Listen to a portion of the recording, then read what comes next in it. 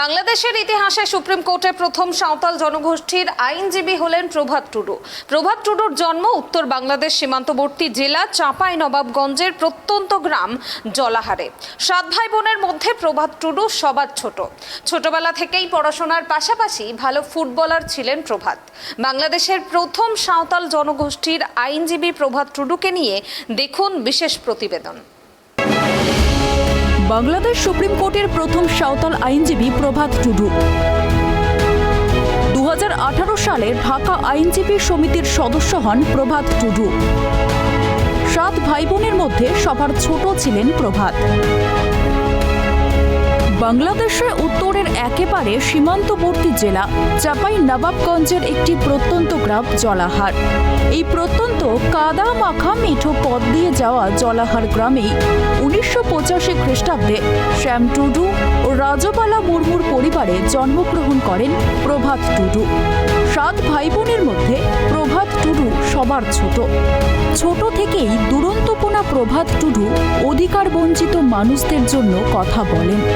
ক্লাসে ক্যাপ্টেনশিপও করেছেন। ছোটকাল থেকেই বিভিন্ন সংগঠনের সাথে জড়িত। একসময় ভালো ফুটবল সংগঠকও ছিলেন।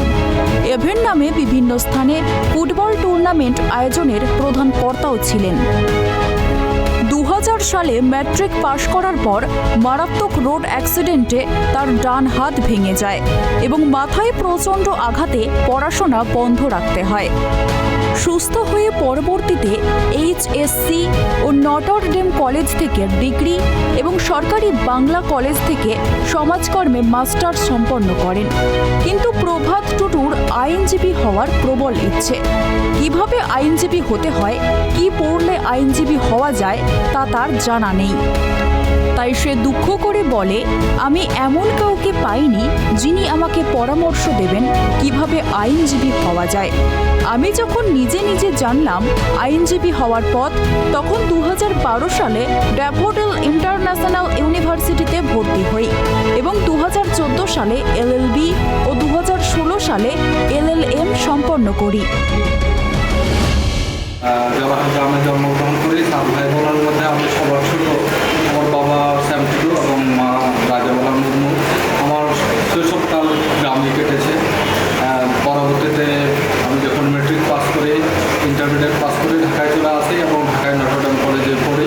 সেখান থেকে ডিগ্রি কমপ্লিট করার পর আমি সরকারি বাংলা কলেজে ভর্তি হয়ে মাস্টার্স সোশ্যাল ওয়ার্কে মাস্টার্স সম্পন্ন করি এবং পরবর্তীতে আইনজীবী হওয়ার প্রবল ইচ্ছা জাগে, কারণ আমাদের লোকজনেরা বিভিন্নভাবে নির্যাতিত এবং আমাদের লোকজনরা যেগুলো এগিয়ে যাওয়া সমাজের সাথে এখনও খাপ খেয়ে চলতে পারে না।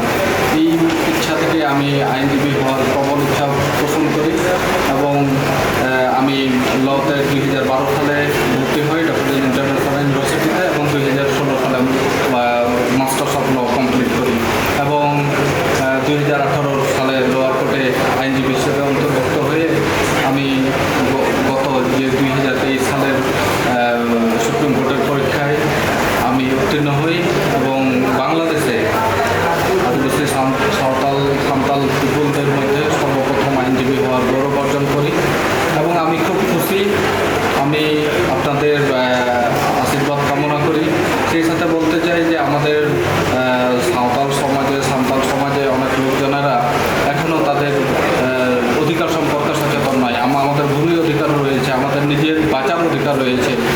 এই কারণে বলবো সাঁওতাল জনগোষ্ঠীকে যে আপনাদের সম্পত্তির কাগজপত্র আপনারা কাছে রাখবেন, সুন্দর করে গুছাই রাখবেন এবং সেই সাথে বলতে চাই যারা আইনজীবী হওয়ার জন্য এবং আইন পড়তে যারা এখনও তাদের মনে ভয় আছে, আমি আপনাদেরকে বলবো যে আইন পড়লে আপনি ভালো অফিসার হবেন, আপনি ম্যাজিস্ট্রেট হবেন, আপনি জজ হতে পারবেন, আপনি ব্যাংকেও কাজ করতে পারবেন।